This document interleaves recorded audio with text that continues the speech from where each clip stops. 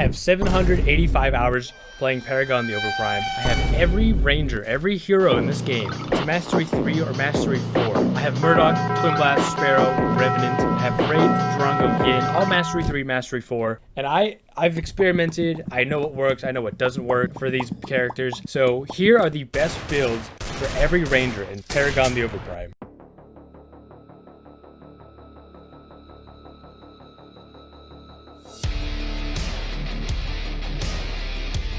Alright, so I'm going to start off with Drongo, and first I'm going to go over the big ability that makes Drongo Drongo.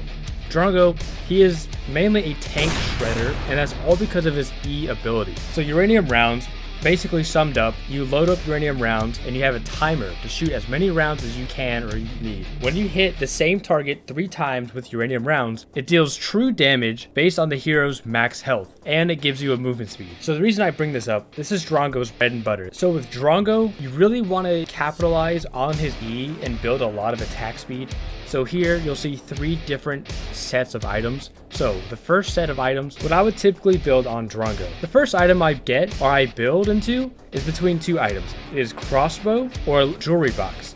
So the reason I say between these 2 items, it always depends on the other team comp. If I see the enemy has a lot of ADCs, like there's an ADC in duo lane, there's like an ADC in solo lane because they're a horrible person, and they have like a warrior jungle like Sarah, Zena, or Chimera, I would build crossbow. Because crossbow, what that allows me to do, it increases my physical power and it decreases the enemy's attack speed. And with a lot of auto attackers on the enemy team, this pairs up really well. With jewelry box, I will get jewelry box if the other team is very beefy or very tanky. They have a lot of tanks on their team. Let's say they have a Narbash support, they have a Sevarog jungle, and they have like an Adele offlane. Because those heroes are such tanky and health-based heroes, I will get Jewelry Box because what Jewelry Box does is it deals physical damage equal to 6% of the target's current health. So, you know, tanks, they build health. This will help you kind of counter their tankiness. And also, it kind of pairs well with Drongo's E because his E also does damage based off of the enemy's max health. So it kind of goes hand in hand. But to me, it works really well when you're going against a bunch of tanks. So from here, you have your first item, whatever you're going against. The next 4 items are all crit because Drongo is an ADC, you want to hit hard. The first 2 crit items have attack speed to capitalize off of Drongo's E. So the next item after crossbow or jewelry box, I get electric stone. It's cheap, it raises your attack speed a lot, and this is when your crit starts to come online. And then the passive provides some like bonus damage and a little bit of AoE, which is nice. But electric stone is what I go next as my second item. Just the crit, attack speed, and I guess the passive. From here, I go into Witch's Vial. So it's one of these 2 items, crossbow, jewelry box, into electric stone, into Witch's Vial. Again, just for the stats, the physical power, attack speed, crit, all very necessary, I would say. And then the passive, it gives a little bit more pen or nullification. So if there are tanks, you're shred and shoot through them a little easier. And then the attack speed buff from the passive is also nice, so you can get more ease, more uranium rounds through, you get it. It all stacks of compounds, so that's why I go this build order. Next is kind of, I wouldn't say tricky, but kind of situational. So after Witch's Vial, there's Holy Relic and there's Treasure Sword. You will get both of them, but it just depends on the situation you're in. Let's say the other team has a lot of crowd control, like a lot of stuns, a lot of airbornes, a lot of damage, and you need some form of sustain. Holy Relic will probably be the go-to because it gives lifesteal, gives crit, and the passive is really nice because when you're below 30% health, you remove all the debuffs, you have increased movement speed so you can get away from the situation and escape. And you're just immune to crowd control, so you can't get stunned or knocked out for a little bit. So that's why I would go into Holy Relic. Let's say you're rolling them, you're like 10-0, and you have the gold to spend. I would go into Treasured Sword instead because it's a little more expensive, but that's why you need more gold. And then the passive, it just makes your crit damage hit harder, so it helps you like kind of snowball more. And then once you get one of these, I would get the other. That way you're at 80% crit. And then this last slot is a flex slot, meaning you can build whatever you want. So for your last item, you can choose, I would recommend these flex items. So like Spirit Armor, Hunting Instinct, emergency treatment, chainsaw, or fanatics. I'm going to go through them one by one just to kind of give you an idea of why or when you would buy them. I personally, with my flex slot, I would go emergency treatment because it gives more attack speed for your uranium rounds, and you have double lifesteal with Holy Relic. You just heal for a lot and make you harder to kill. So another flex item you can do is Spirit's Armor. I think it's good if you want to hold W at the enemy. You just run them down, just keep shooting at them. They can't really run away. Gives you attack speed, physical power, blah, blah, blah. But the main part of it is the passive where you can just, there's no movement penalty. So you can just hold W. It's funny, you can run at them, they can't run away. You can also get Hunting Instinct. Hunting Instinct's a little tricky as your last item because it gives good stats, but I wouldn't say they're worth it. I wouldn't recommend it last because the passives kind of, to me, falls off late game because people can just shoot you once or twice or hit one ability and your shield's gone. That makes the whole passive kind of useless. If you do want Hunting Instinct, go for it, but I would recommend probably getting it a little earlier, like after Electric Stone or replacing Witch's Vial with it, but it's always a viable item. Chainsaw, it's very good if the enemy team is super tanky, like if their tanks are popping off or you see that they're starting to get a lot of physical armor items. I would go Chainsaw just so it kind of deletes them. Chainsaw would help you get through their armor a lot quicker, and in the past if you do more damage based off the health difference between you and the target, so it's pretty good. And your Witch's Vial also has pen or nullification. And lastly is Fanatics. It's another crit, so you would have 100% crit rate, but you know, attack speed crit is nice. But then the shield, I would get Fanatics for the shield if they have a lot of assassins or burst damage and they're like just super targeting you. This will kind of help you survive or escape from that situation. Those are the flex items I would get. They're kind of the reasoning behind it. Let's say you're maxed out, you have your 6th item. You could replace Electric Stone with another flex item or whatever you want. So I was starting with Shield Shredder. Depends on the matchup, like if they have a Muriel, Adele, or if they're running the items Fanatics, Desert, or Flare's ID, which is all like shield stuff. I would get this, deal more damage to the shielded characters, and they don't receive a lot of shield when you're hitting them. So the reason it's kind of situational, like if you're going against a Muriel duo lane and it's a good Muriel, I might get Shield Shredder early, like 1st or 2nd item. But if they are just building a lot of shield items like Fanatics or Flares like late game, you could get this as your flex item, so you can kind of like counteract their build. So it's pretty situational. Just keep in mind the matchup and the items. Holy Water, if you don't get Holy Relic, you could get Holy Water. It's kind of it's the same passive, but I would say worse stats. I wouldn't recommend this item at all, but I just thought I'd throw it out there. And then Emergency Rescue Unit, it's basically a Fanatics with no crit or attack speed. It increases your physical power and it gives you a shield. I thought I'd throw it out there. If you want Fanatics and Emergency, you have a big shield, kind of help you survive assassins or something. Again, I wouldn't recommend it as a core item, but I would just throw it out there. So yeah, Drongo build, I would say it's a pretty solid overall ADC build. I would recommend this to probably every ADC beside Revenant, just because his all attack speed situation. If you don't know what to build on an ADC, I would say this is probably a good go-to with some nuances here and there between characters. But yeah, this is an overall good build. I really like it on Drongo. I really like it on practically every ADC, but I will go into more detail about other builds for other ADCs. I will just say here's the build and then that's it. But yeah, this build really good on Drongo, really good on every other ADC, and we'll get to the next character.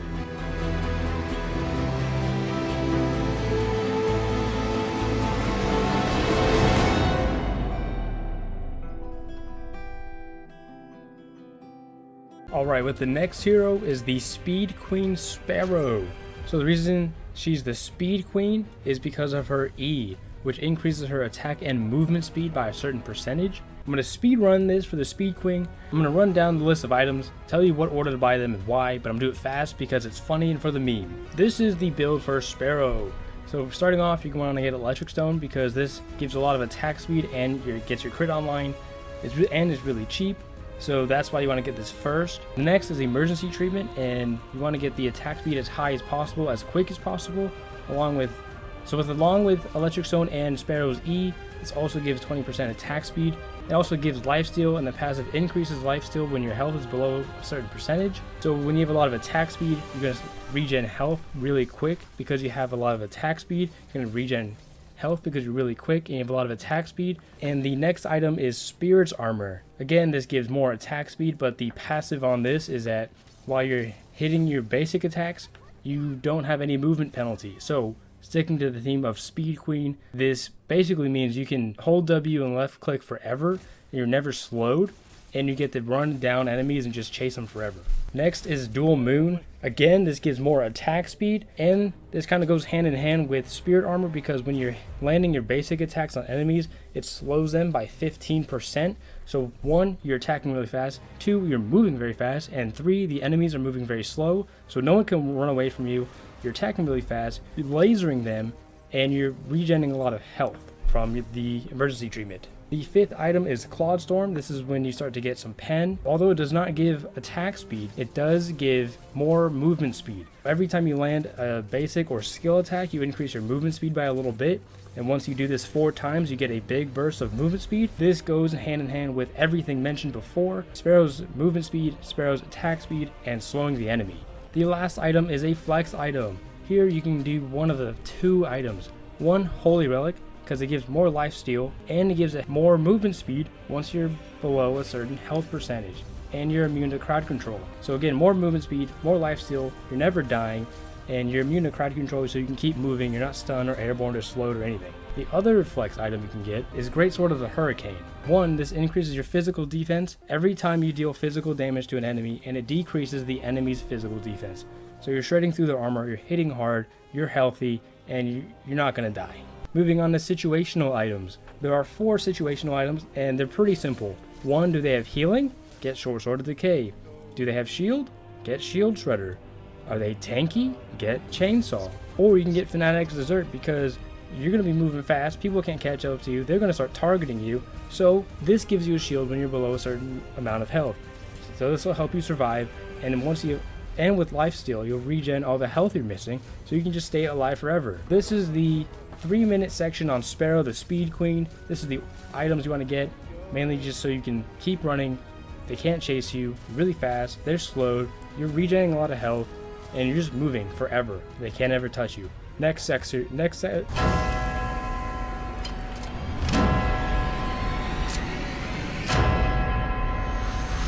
the next hero being Revenant. You will see some different items. Revenant is a very unique hero in the fact that 1, he has no mobility in his kit. Unlike Sparrow, Twinblast, he doesn't have like any mobility in his kit. Revenant also is not affected by attack speed. So if his right click, he has a passive. Basically your 4th shot does more damage, but it also says reloading speed increases with higher attack speed. And his left click, his basic attack is not affected by changes in attack speed. Basic attacking, not affected by attack speed. His reload speed is affected by attack speed, but to me, I don't find it very noticeable. So that's what makes Revenant very unique. Starting off with both builds, both the pen and Revenant, I like Clawed Storm into Hunting Instinct. You could get Hunting Instinct into Clawed Storm, you could get one or the other, but I like going Clawed Storm because yes, it has power, pen, and CDR, but the passive on Clawed Storm, basically, if you hit an enemy with a basic or skill, or an enemy hits you, you increase your movement speed. And at 4, instances of that, you have like a big movement speed burst. So this kind of helps with Revenant's issue of no mobility in his kit, because this item provides him movement speed. So that's why I like Clawed Storm first. And then Hunting Instinct, again, this is for both pen and crit build. With Revenant, Hunting Instinct works very well because Revenant hits hard, he gets kills pretty early to mid game, and then what Hunting Instinct does for you is it gives you a shield for 25 seconds. While you have the shield, your physical power increases by 15% and your movement speed increases by 7%. This gives him a buff to his damage and his movement speed, which he needs a lot of. So that's why I like both Clawed Storm and Hunting Instinct, no matter what I'm building. Alright, starting off with the pen build. So yeah, you have Clawed Storm and or Hunting Instinct. Next, you could go Secret Assassination Technique and or, again, Dakima Cannon. You could get one or the other, you could get both. It's really your preference, your playstyle, but I'm going to go over why I think both items are good and why you can get them. Secret Assassination Technique gives you power, pen, and just base movement speed, which again helps him with his movement speed issue. Then the passive for Secret Assassination Technique is that when you kill an enemy hero, you gain 30% movement speed and you're invis for 5 seconds. So Secret Assassination Technique pairs really well with Revenant's ult, because what his ult is you take someone into your pocket dimension. It's only you and the enemy, and people outside of your ult don't know where you or the enemy really are. There's like a faint shadow, but it's really hard to tell who's who. So why Secret Assassination Technique pairs well is because kill the enemy in your pocket dimension. The passive on technique procs, so you're invis. You come out of Revenant's ult, invis, and now the enemy doesn't know where you are. You have boosted movement speed. So from here, you can either go in or out of a team fight. You can run away, you can reposition. It's really nice. The only 2 warnings with this item is, one, let's say you kill someone with your last shot and you have to reload. Sometimes a reload will cancel the invis, so it kind of like counteracts the item. And the other warning is getting technique as a first item for me is kind of hit or miss, because if you can kill people and you have your ult and you can kind of like time it well, then it's a good item. If not, then it's kind of meh for me. But so those are the only 2 warnings I would have against Secret Assassination Technique. The key mechanic, but the passive on it, and it slows enemies hit with your ability. It doesn't directly give Revenant movement speed, but it makes the enemy slower, which makes you in turn faster. So it kind of works out.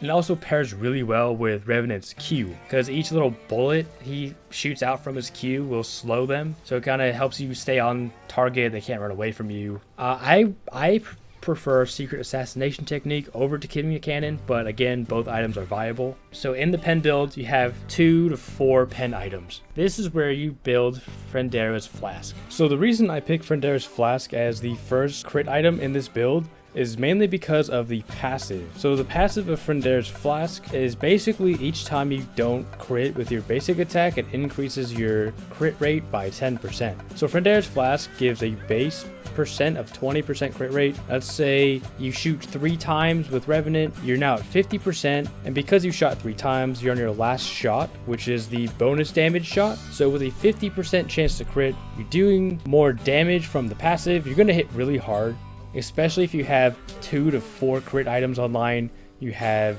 Hunting Instinct's passive online, and now you're critting with bonus damage. You're just gonna hit hard for a lot, and this will probably help you secure a lot of kills. If not, get them down to Q range, meaning you crit with your last shot, and then you Q them, they're dead, and your Assassination Technique procs, and your Hunting Instinct procs. So that's why I would recommend Frendera's Flask for your first crit item in the pen build. And then after that, let's say you have 3 to 5 items. From there, you can probably build whatever else you want. You can probably build more pen. You can get the pen items you may have skipped. You can get more crit if you want a higher chance of critting. You can get double lifesteal. It's really up to you, however you want to play. But he's pretty, I'd say, flexible. He's pretty good as a hero, and his items are good too. What I would recommend is going Cloud Storm, Hunting Instinct, Assassination Technique into Frendera's Flask. That's 4 items. From there, I would say get Holy Relic into Treasure Sword, or even Holy Relic into Emergency Treatment or Chainsaw if they're tanky. Double lifesteal, more crit, or just more shred. Really up to you. Depends on the matchup as well. But the pen build, just pen into Frendera's into whatever else you want. So moving on to the crit build, as you can see at the beginning, 2 items are the same. You can get one or the other, you can get both, doesn't matter. The big difference is what crit items you get and when you get them. So the first item is Holy Relic. The reason I get this as my first crit item is, 1, it gives me lifesteal, so I can sustain in lane.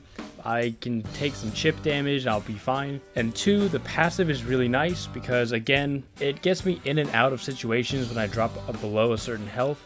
And especially with Revenant, because he has no mobility, it's very nice to have, so you can get out of those sticky situations or if you're being targeted. The next crit item I would go for is Treasure Sword of the Kingdom. Reason being for this one is Revenant hits hard already as a character, so then getting Treasure Sword just makes him hit that much harder because of the passive, and then you also reach that crit requirement. It's just a really nice item to have, and at this point, hopefully you have enough gold to keep buying other items that build into Treasure Sword so it doesn't take too long. So that's the crit build. It's a lot simpler, a lot less items involved. You get your pen online, get your movement speed, into Holy Relic, which is starting your crit, some sustain, into Treasure Sword, so you start hitting really hard. At this point, you have 2 to 3 more spots open for items. From there, you can go more crit, more lifesteal, more defense shred. Again, depends on your playstyle, the matchup, and whatever the enemy's building. There's 2 different builds. When would I go one over the other? I personally find myself going the pen build if my support is good. Reason being, if my support is good, that means they can help me sustain in lane by either shielding or healing me, and they can help me peel or stun. So like a Decker can stun them, I can get my shots off and kill. Narbash can stun and heal me, so I can stay in lane, and he can also peel for me, meaning make space between me and the bad guys. Reason for pen build is because I'm doing a lot of damage, but I don't have a lot of sustain, meaning like I don't have the Holy Relic giving me lifesteal or the crowd control immunity. So that's why I would go the pen build if I have a good support.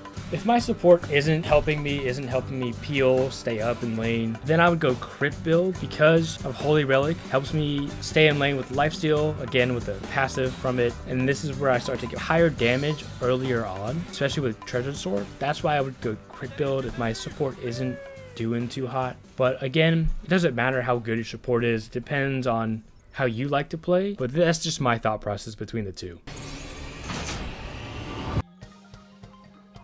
Alright, the next hero is Murdock. I'm going to be looking at the screen and seeing some weird items. Now let me explain. Let's go to the hero tab, click on Murdock. Yes, Murdock, you could run the Drongo, Sparrow, even Revenant build with some attack speed, whatever. Or, hear me out, you could build around Murdock's E. Basically with Murdock's E, you turn into a mortar tower and you can shoot from lane into middle of lane or even the other tower. It's just a long range ability. You have a lot of range. You actually have like 80% scaling on this ability for some reason. It's good. It's surprisingly good. So before you just skip this section, just hear me out. Starting off, you get 500 gold. You get 2 Vishanti handguns. And then 2 potions. It doesn't matter. Just get 2 of these. The reason being for this is when you're building for Murdock E, you are a support Murdock. Right? You have your ADC like a Twinblast, Revenant, Yin, whatever. That is your ADC. You are a support Murdock. So, there's going to be 2 ADCs in duo lane. You buy 2 Vishanti handguns, you unlock your Q, and you be as aggro and annoying as possible. There's 2 ADCs. You guys have the damage, so be obnoxious, be aggro. Your first time you back as Murdock, you have to get Dakima Energy Reflux. This is when the E build starts. This item gives you 250 mana, so you can spam your E, and every time you hit an ability on an enemy hero, you increase your max mana by 5. This is important because once you press E, you go into mortar mode, and each time you shoot a little mortar missile, that costs mana. You can spam that ability, but you need a lot of mana, which is why Dakima Energy Reflux, or I call it Bucket, is very important for Murdock E. I feel like the key items are like non-negotiable for the most part. You have to get Dakima Cannon first because the passive is really good. It slows enemies hit by 30% when you hit them with your E. This ability makes it very easy, or a lot easier, to hit your E on moving targets because each hit will slow them, making their pathing easier to track someone if like they're running away. It's also really good in team fights. You can snipe someone with your E. They're slowed, your team can catch up to them, or in the middle of a team fight, you're just spamming your E into the middle of the team fight, and everyone's slowed, they can't move, helps your teammates hit them, helps you hit them. It's just very good. That's why it's non-negotiable as a first item. The next 3 items, you'll see a common theme. Claude Storm, Secret Assassination Technique, Superior Immunity Booster. So Claude Storm and Technique, they both give pen, very good. They both give movement speed. Movement speed is important for the Murdock E build. 1, it helps you reposition.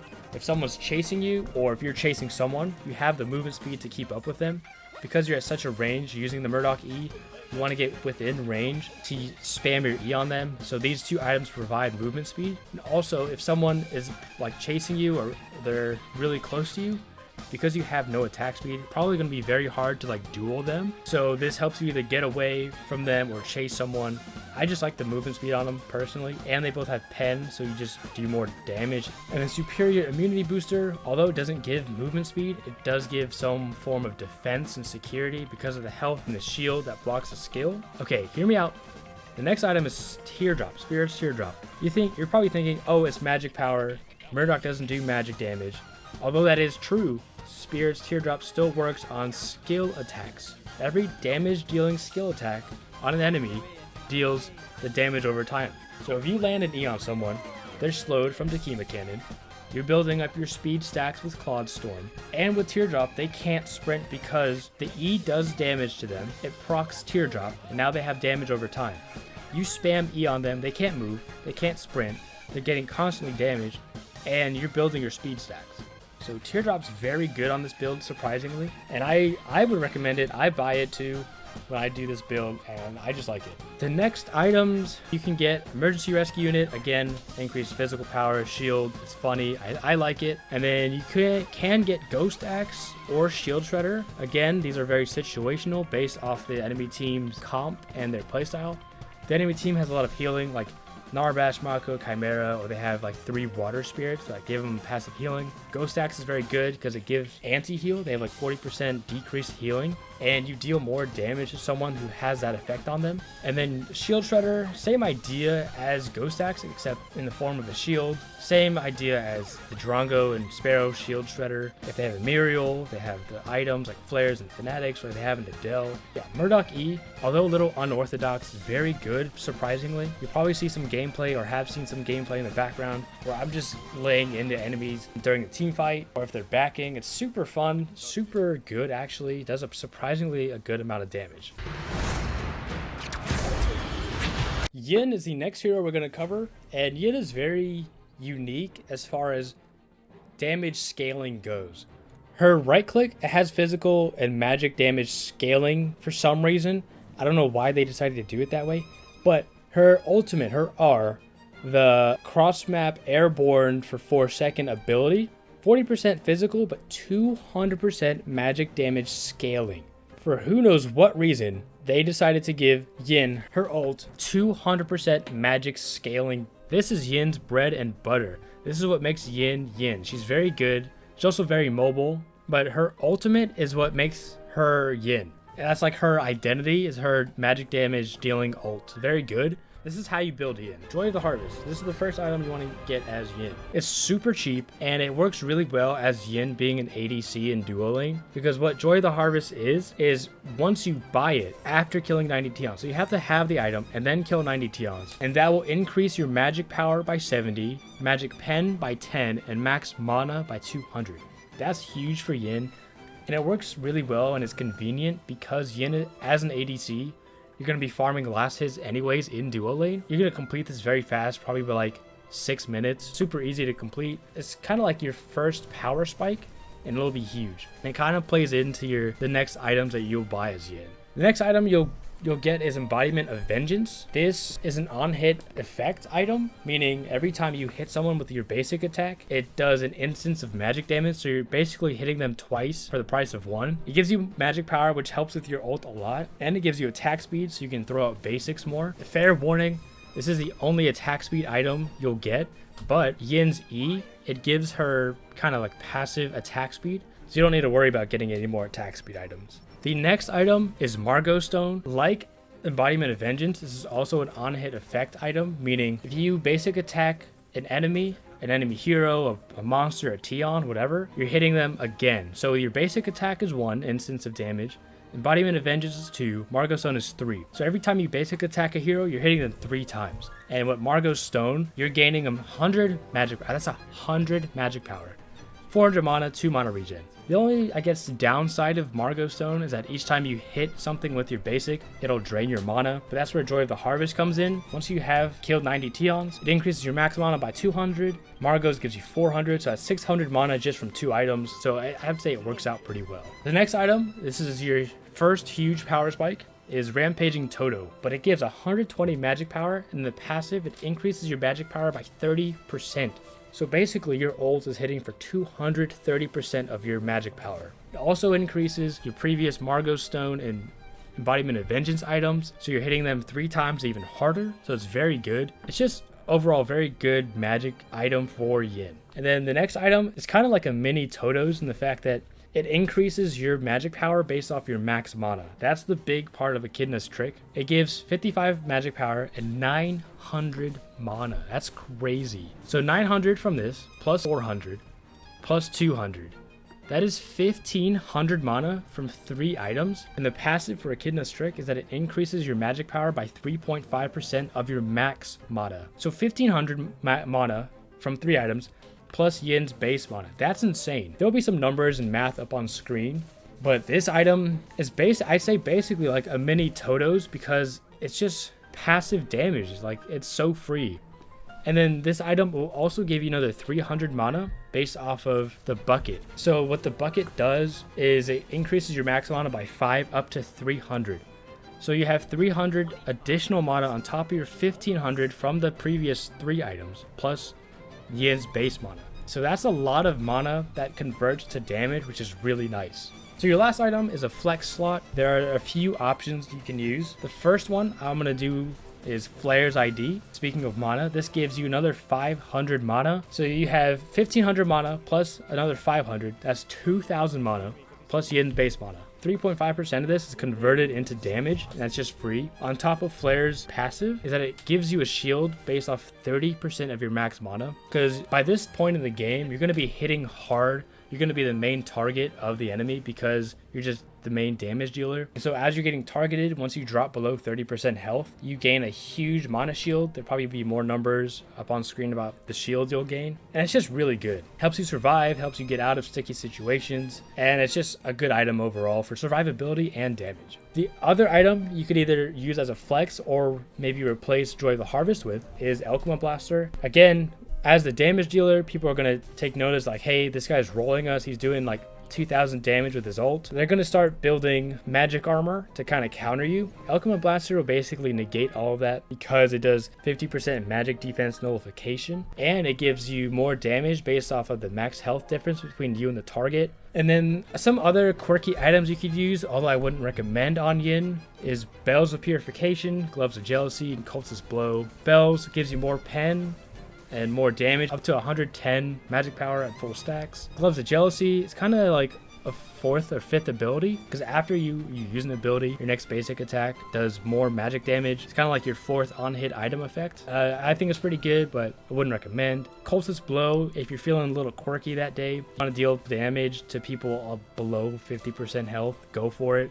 So yeah, Yin, because of her 200% magic scaling ult, this is the build you'll want to go. Your ult will be hitting for like 1800 damage. Basically, it's a free orb prime or free prime spirit, because the max damage the Destroyer Stone or like the Smite Karma can do is 1200. Yin's ult with these items will do close to 2000 damage. So you can basically act as a better smite for your team. It's really good, and it's super powerful. Some like key notes to think about is Margot Stone is that it does take mana if you're hitting wards or towers. So try to take tower, like your duo lane tower, before getting Margot Stone. So take tower as soon as you can, so that way you don't waste your mana shooting it, because it also doesn't do damage to tower anyways. And then if you have mana issues throughout the game, just take your jungler's blue buff, because what the blue buff does, it gives you constant mana regen. It's very good and convenient for Yin. I would just keep those 2 things in mind when doing this build when you're playing Yin. But other than that, this is a very good build. I would recommend. Another beautiful day for an op. So speaking of like magic rangers or magic ADCs, Wraith is another one. He's kind of weird because he's classified a ranger, but to play him in duo lane is kind of throwing in my opinion, at least as an ADC. Maybe a support you could, but as an ADC I wouldn't recommend, because his physical and magical power, I guess scaling or damage, is like pretty close according to this like chart. So his only damage dealing ability is his right click, which is magic, but he's classified as a ranger. It's just really weird. He has a rewind for like kind of some peel, creating distance for himself. It has his ultimate or his R is like a group invis. It's kind of okay, not the best, and his Q is just a ward. That's really all it is. So playing Wraith as a ranger as ADC is kind of weird, but I'll go over the build anyways. So yeah, as Wraith as a ADC, here's what I would build. So because he's weird, I would probably start with, and then once I made up my mind between those, I would probably build into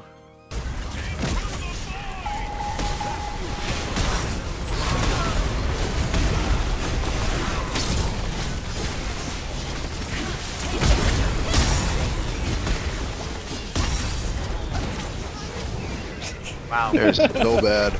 But yeah, Wraith is really weird to build because of his abilities and his scalings. But yeah, that's how I would build Wraith. Alright, last but not least, everyone's favorite solo lane ADC is Twinblast. I feel like Twinblast is a big noob character, meaning all the noobs pick Twinblast because he's like the face of Paragon. He's cool, he's good, I like him.